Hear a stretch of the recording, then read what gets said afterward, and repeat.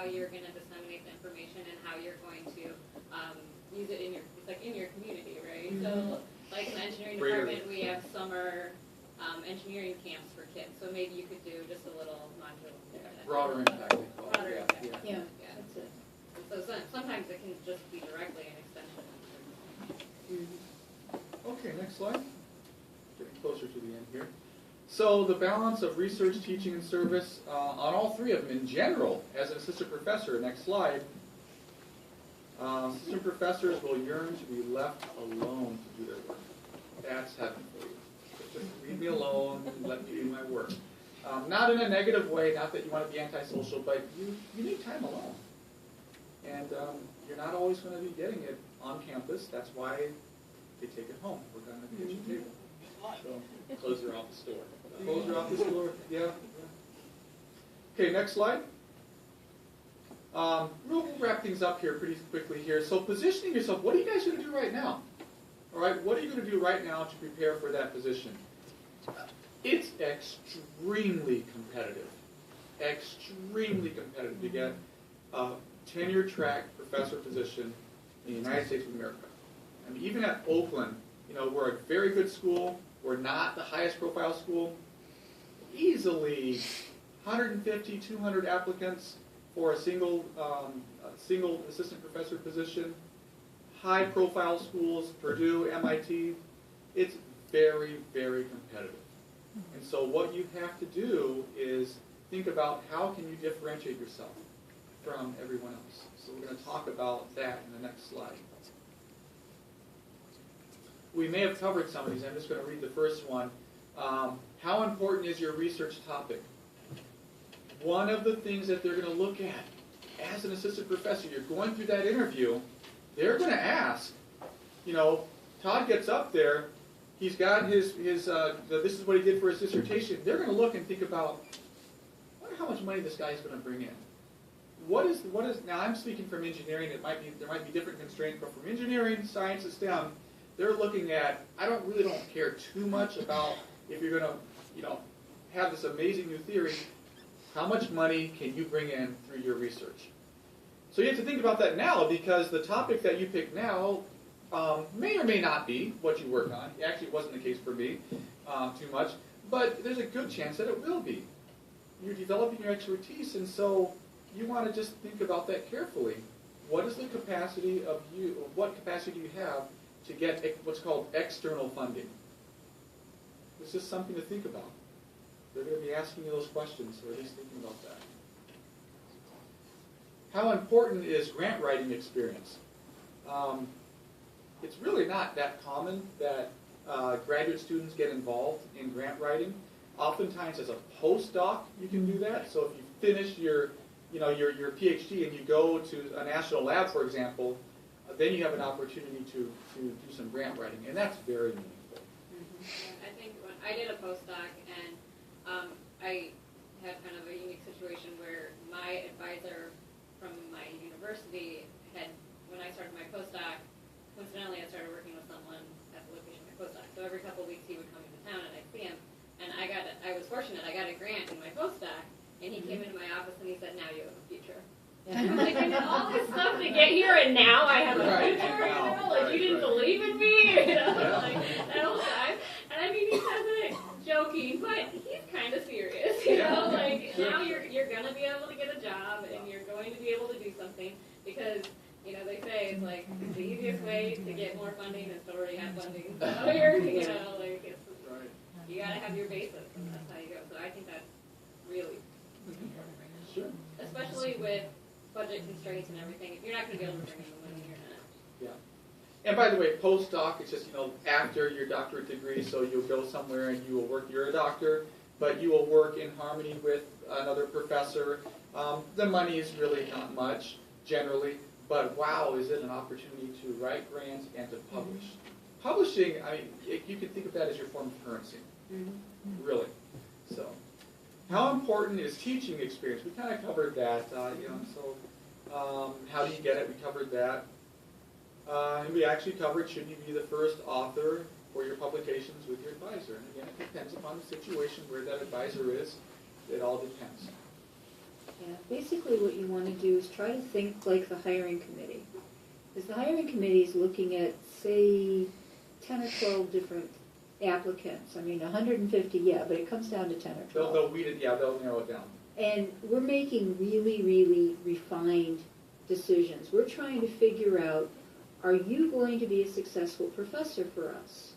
That means if you've got a research agenda, that puts you up a level, because we believe that, okay, you got a research agenda, you're going to continue working on your research as you start out as a professor. If you've got a publication record, that's really strong, because we know that you know how to get published, you're more likely to continue to publish as a professor. With teaching experience, we're less interested in spending 2 years trying to get you to learn how to be a good teacher if we can hire somebody who already knows how. So we're thinking in terms of who's going to be a successful professor, who's going to be able to start, hit the ground running in terms of the work that we want them to do, because we've got a lot of demands. Next slide. As we wrap this up here, positioning yourself as an assistant professor. I mentioned have a business plan. Maybe not formal, but think of it as a business. Start climbing that tenure mountain. Next slide. Kind of late.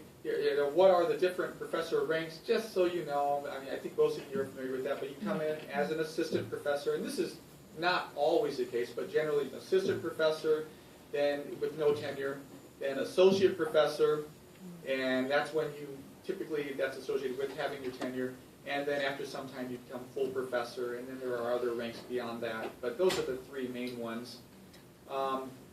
Question number 2, we've mentioned tenure about 400 times, and now we're trying to define it here.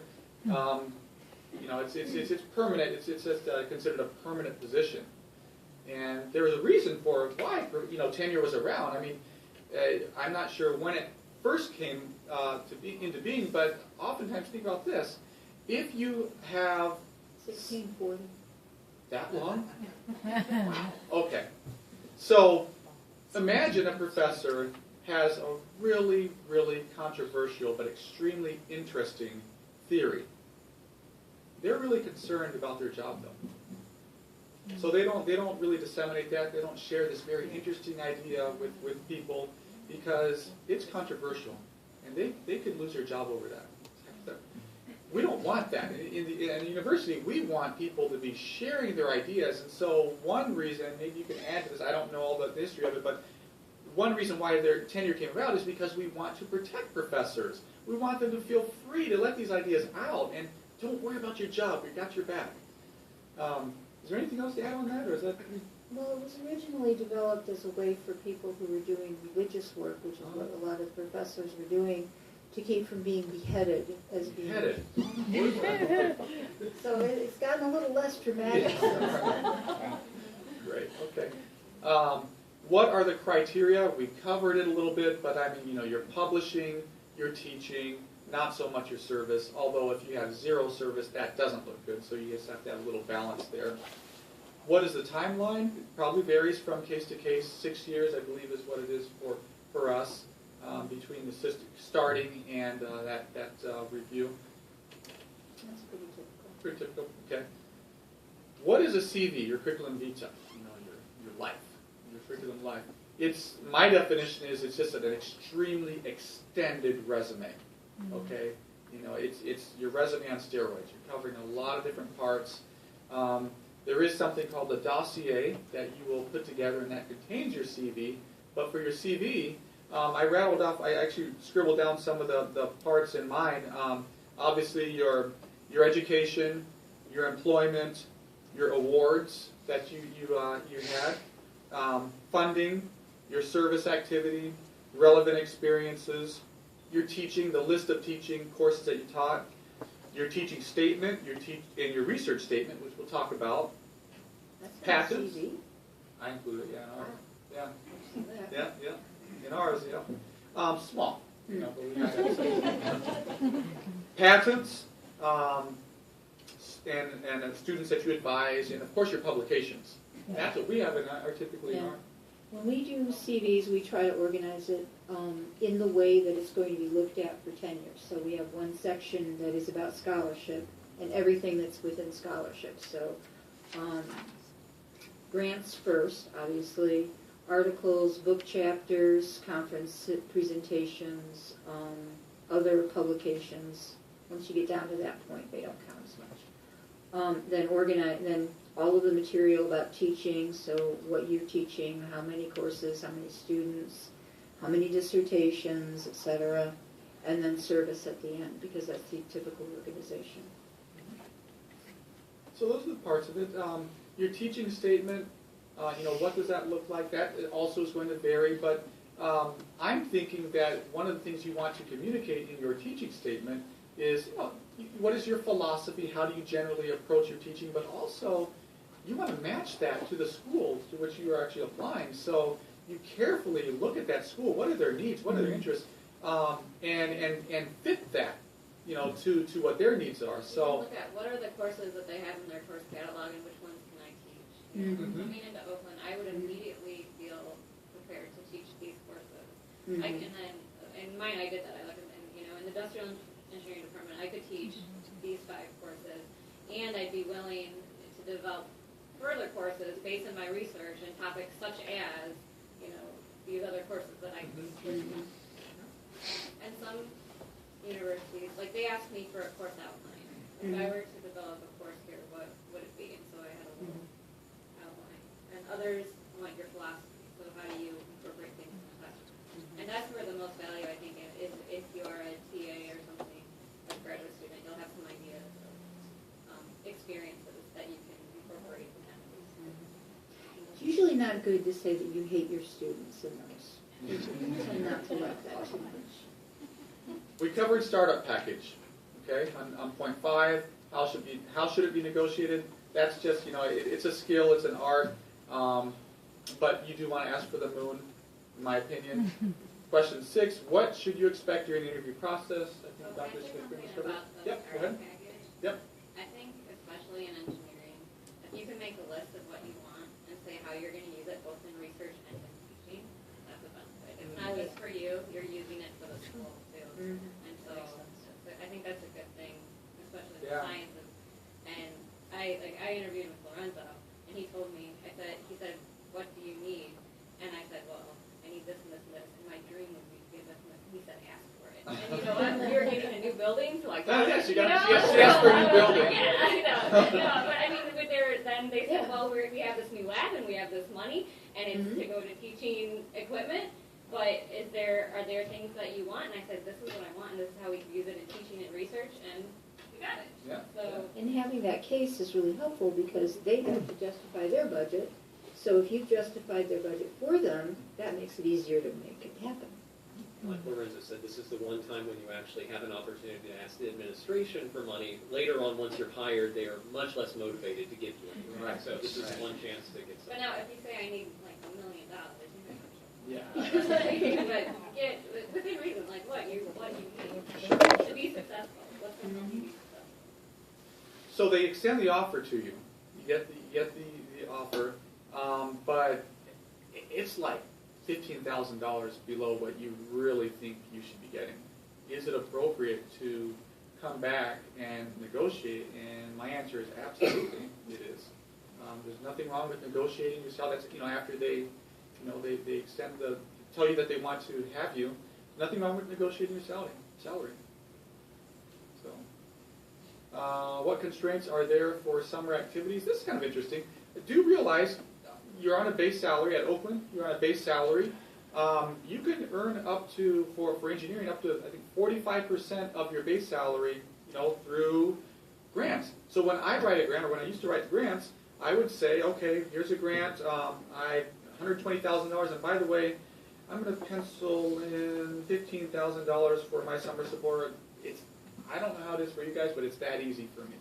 And for us, I mean, you can't be ridiculous, but you can pencil in. You get your external funding from a company, and you need to work for the summer. You can pencil it in, and you can make a significant boost to your salary. So it's not just the base salary. When you look at the salaries of the professors, well, a lot of them are making way more than that through royalties or research grants. So it's a pretty comfortable life, and it's a lot of fun if you enjoy that, that lifestyle. Where are we? Can you make more money? Yeah, so we covered that. I think that's it, George. What's the next slide? That's it. Any questions as we close up? I know George has some closing remarks.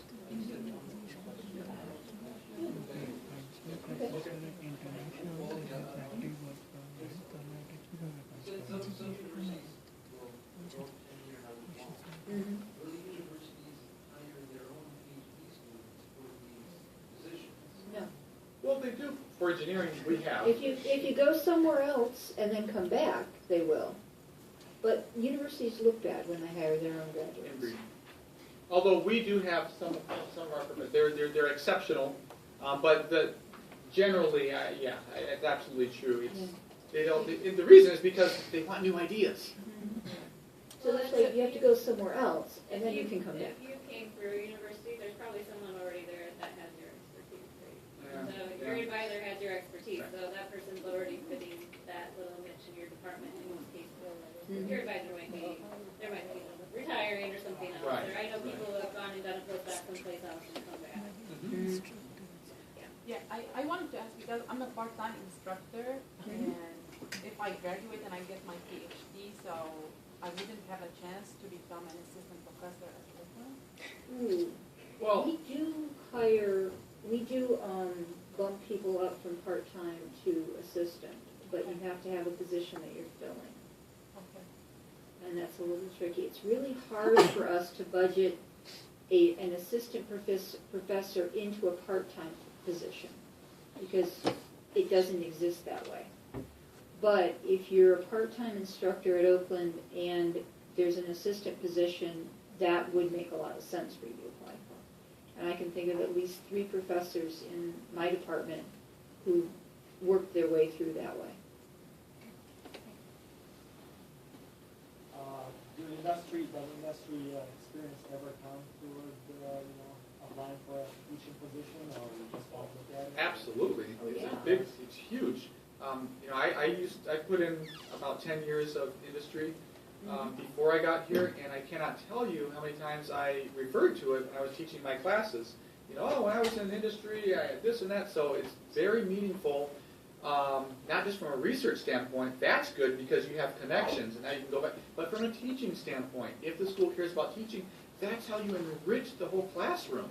Especially when and what's great about Oakland for engineering, and I'm speaking, you have people who are part-time students. They're working, bringing in their questions from industry. So the answer is absolutely. It's a big plus.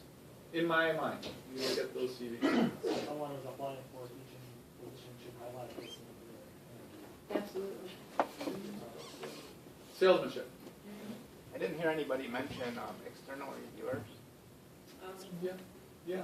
What? So external reviewers for your CV. Tenure? Yeah, they're there, absolutely. How So important? one of the things that the committees will solicit feedback from external reviewers. Who are they? It varies from department to department about the procedure, but generally the candidate will supply maybe 8 names of some possibilities. They may or may not use those names, and then the committee will also select some additional names, and they just basically ask, please provide feedback on this professor. So there are external evaluations. Yes. From industry, from professor colleagues. Yeah. But no one that you've actually published with or Right. been a Right. mentor of or otherwise knows you and might be lying for you. Yeah, that's really tricky because most of your colleagues, you've interacted with them, you've collaborated with them. I think it's good in your first few years to go to conferences and do some presentations, so maybe people have heard of you. Yeah. Right. Seen you, said, oh, I saw them present, I remember that, or, Sure. you'll never know. I mean, the people you meet at conferences, it's crazy how they come back around. Like, I started my first day here, there was another new faculty, Brian Dean, and he came up and introduced himself, and I asked him about his research, and as soon as he started talking about it, I said, I saw you present at a conference in Milwaukee. And he was like, yeah, I was there. And I was like, I didn't remember his name, but as soon as he started talking about that, I was like, I know this guy, and what's the chances, right? But you run into the same people. So. Okay, yep. First question is, if someone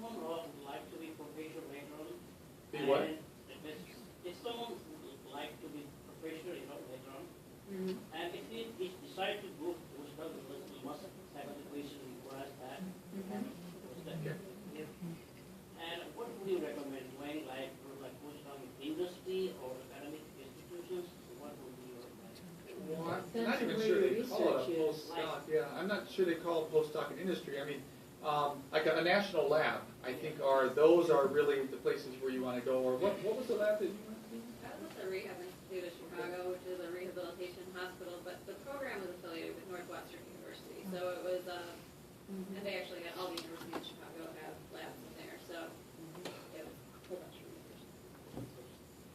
So we okay, I just want to make, if it's like, maybe university lab, university lab. You know, it really depends upon where you want to go. It seems to me that if I were to do a postdoc, I probably would want to couple myself to some researcher that I really admired, and I kind of want to go in that direction. So I would try, if they're at that university, I would try to see if he or she had funding to support me over there. You don't have to just wait to see if you see a job posting. I mean, look at the job postings, but if there's someone that you are really interested in their research, send them an email. Say, I'm very familiar with your research, this is my experience, this is how I think we could work together, and they might just have some funding that they're willing to share. Yeah, no, that's I absolutely mean, that's true. how I got my postdoc. Cold email, yeah. And he said, I don't have money right now, but why don't you come for an interview? The department might have funding, and I came for an interview, and at the end of the day, he said, my postdoc is actually just got a faculty position, and there's going to go. There you go. Like, you don't know what's going to happen. So. Among with like international students, like English is one of the first language, So how would that affect like if you guys The fact that English is not the first, first language? I mean, if you go to our engineering school, I mean, most of the professors don't have that. So I don't, as long as you can communicate effectively, that's really what is most important from a language standpoint.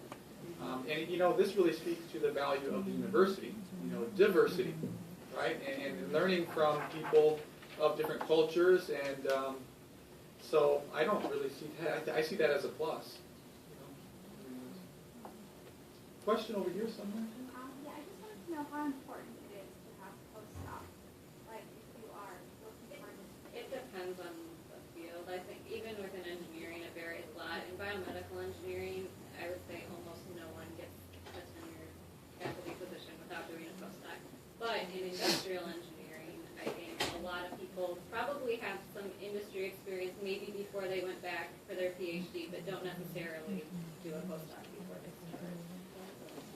In general, it's getting harder and harder to get faculty positions straight out of graduate school, so postdocs will become more and more common. Yeah. And it's a good experience if you can, if you can get it, then you start faculty position right.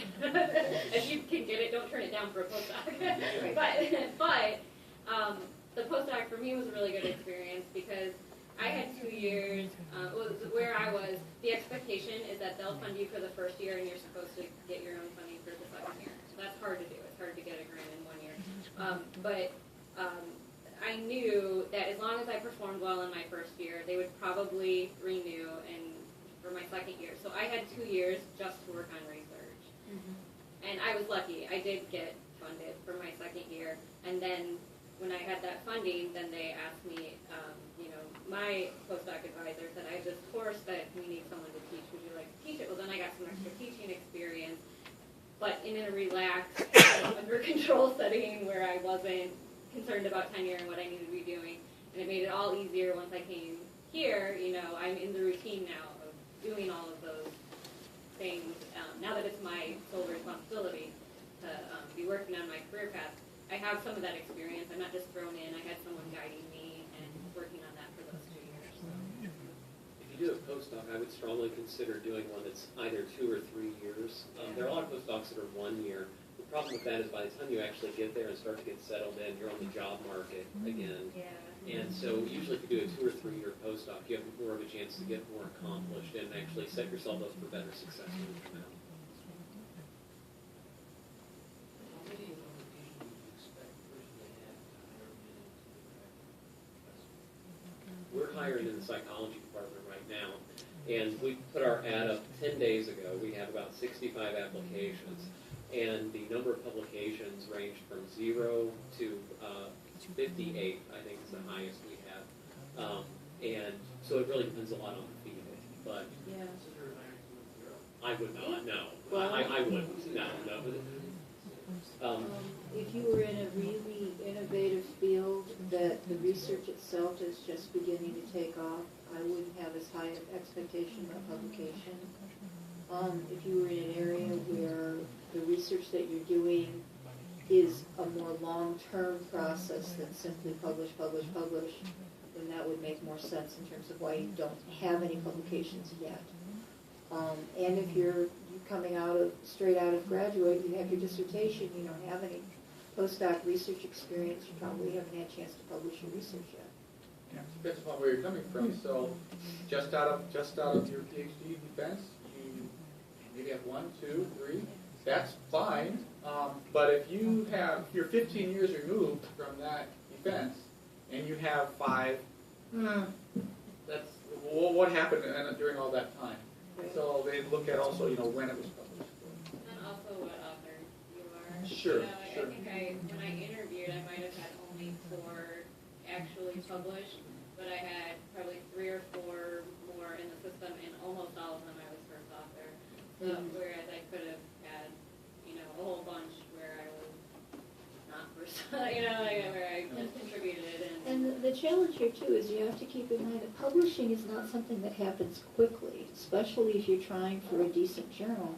You could be 8 months from the time you finish writing to the time this thing gets published. And if you get rejected, if you get rejected from the first journal you try and you work your way down, it could be 2, 3 years. Okay, you want to wrap it up? Thank you. Unfortunately, I wouldn't take an operator's those pictures by our thanks. Thank you so much, you guys. Really, how valuable is that? Isn't it good, right, to do this? This is what we need to know, isn't it? So I mean, I don't know how, get your friend to help us out with this. We need to have paper publications, how to get published. Okay. Another whole topic. I think this will help us to promote open university for our graduate students out there. I just can't thank you enough for this. This is great. Thank you guys for coming too. Thank you guys.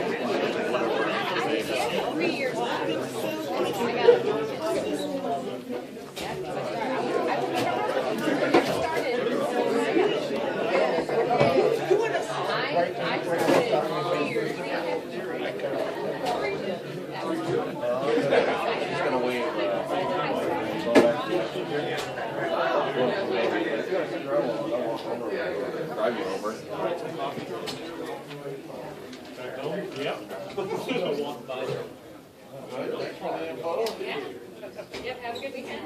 See you on Monday. How are you doing? Beautifully. Beautiful. You can't complain. You do it. So we were talking, we realized there's a big, Oh, sure. That's right. Like a year ago. Yeah.